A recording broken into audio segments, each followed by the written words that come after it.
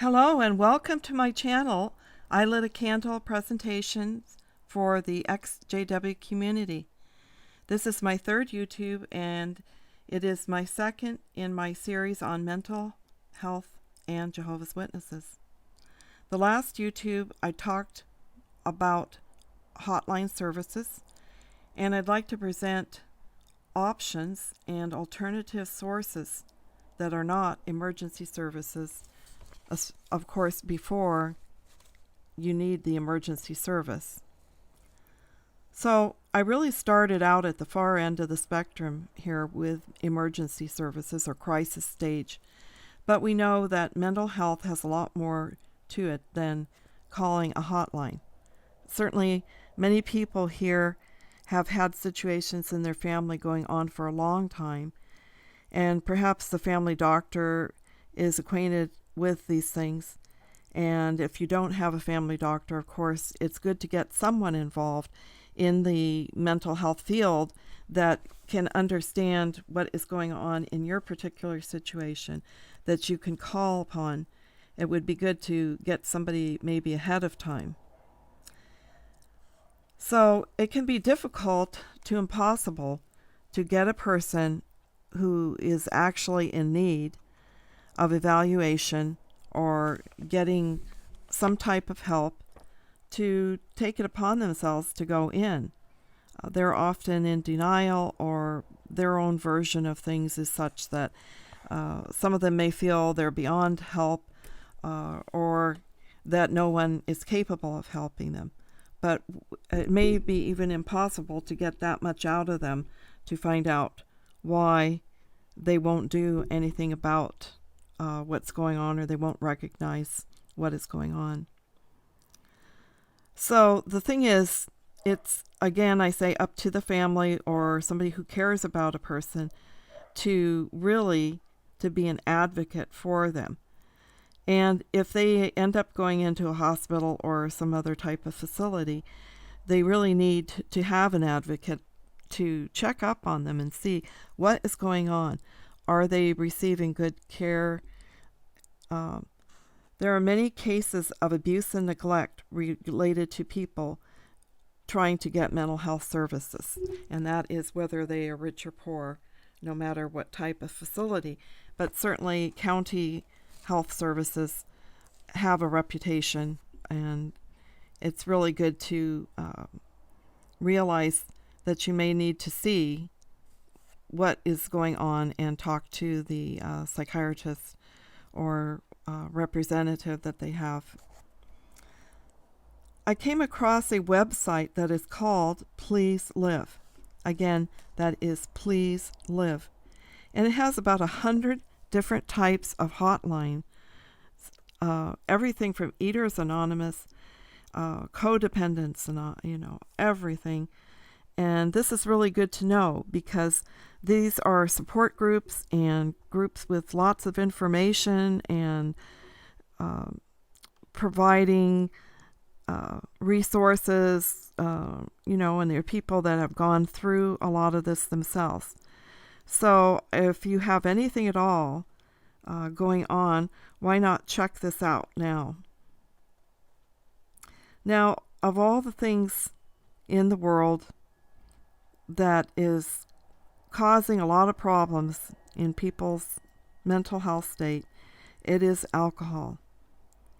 A great deal of disturbance and breakup in families is related to this. Now, I want to share this experience. I came from an alcoholic family. My grandfather and my father were both alcoholics. And actually, we lived with my grandparents till I was 11. And so I'm very familiar with the alcoholic family scenario. Now, I want to make it clear that I am not an alcoholic. I actually have an intolerance. Even a teaspoon will make me throw up and make my heart pound for about 12 hours. So I don't drink alcohol as of about the age 28. I couldn't even have it in spaghetti sauce for a while.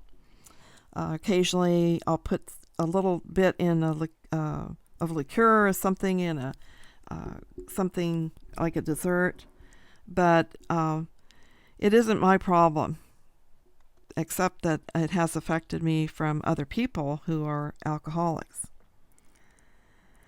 Now,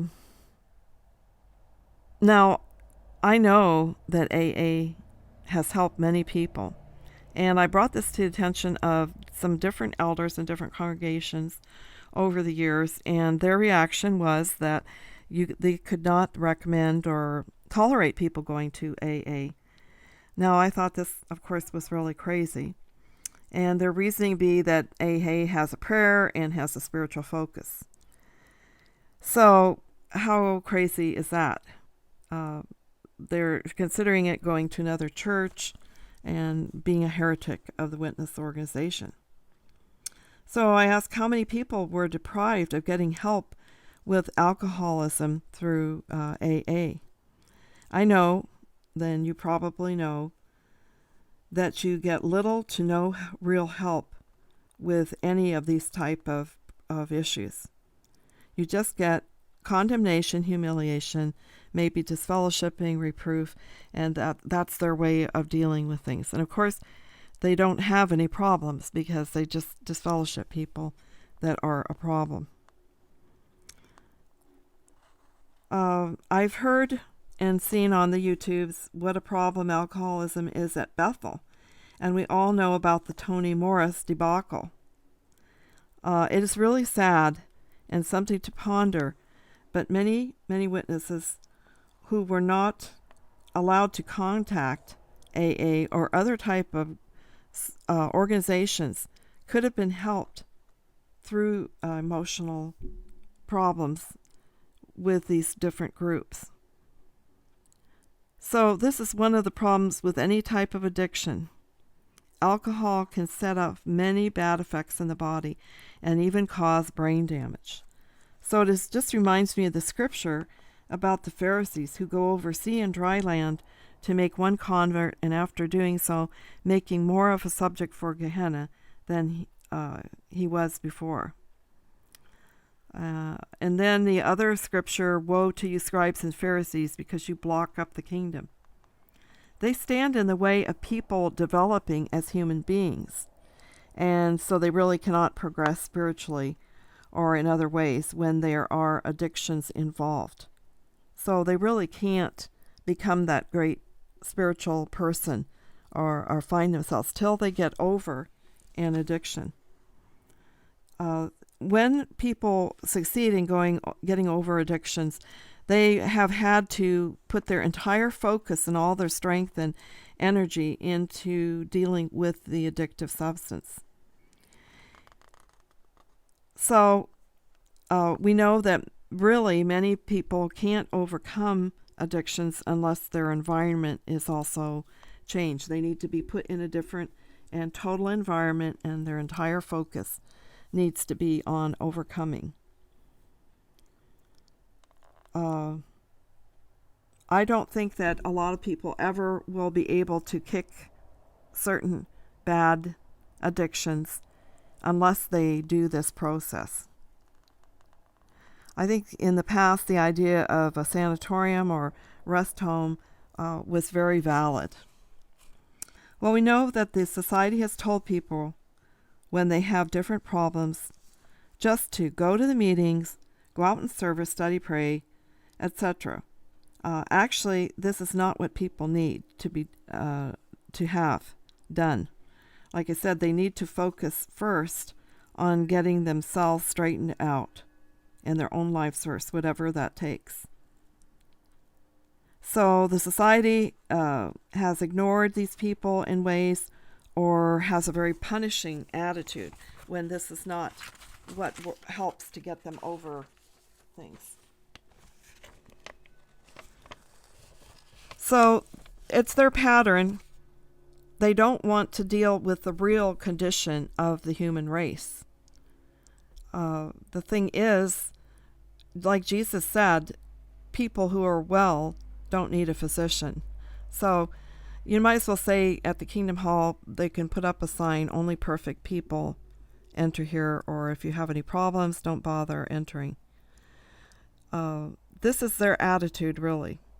And they are not really healers or shepherds of the flock. They are runners of meetings, but they are not spiritual shepherds. I want to share an example. It was really very strange. I was asked by the presiding overseer to attend a special meeting, and here's what happened. There was a brother there who evidently had a drinking problem. They really didn't present it very clearly.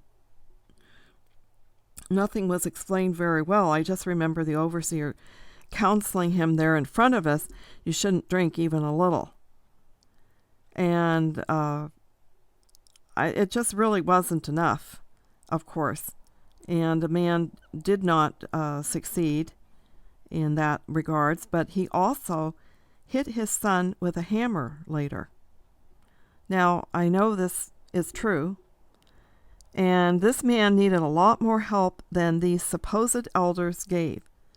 People really need a lot of working with, and if they're not willing to give it, they really need to encourage people to get some professional help. And I say professional, it takes time. So people who are doing this work, they need to be people who, number one, have the good knowledge of what is really going on and how to go about helping people. So I know these elders always say, well, we're not psychologists and that. Well, they need to get out of it and just stay out of it. If they're not willing to help, they need to stand aside and let people get that help. And they also need to really understand Christianity, which they don't, because it's not about judging and humiliating people. It's about helping people and accepting the fallen condition of the human race, and to not be disfellowshipping people because they have issues. It's very sad because we know the hypocrisy. Many elders are actually alcoholics. And we know about the alcohol issues at Bethel, and as I said, the great Toni Morris debacle. So it is actually men like Toni Morris and others who have prevented people from getting the help they need. So AA has worked for many, many people, and it really is a good resource.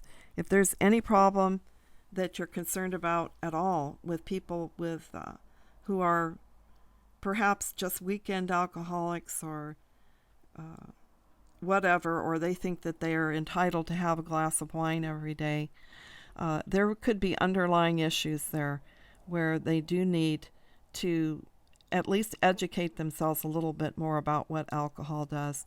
And if that's the way they get through their life and deal with their problems, AA has all kinds of information on that. And like I say, you don't have to be the alcoholic to go there. You can go and receive very kind and attentive help from people who have a lot of experience, and they're committed to really helping people. So I'm going to divide this and cut off this one part and finish this one YouTube, and we'll be moving on to some other alternatives in the next YouTube.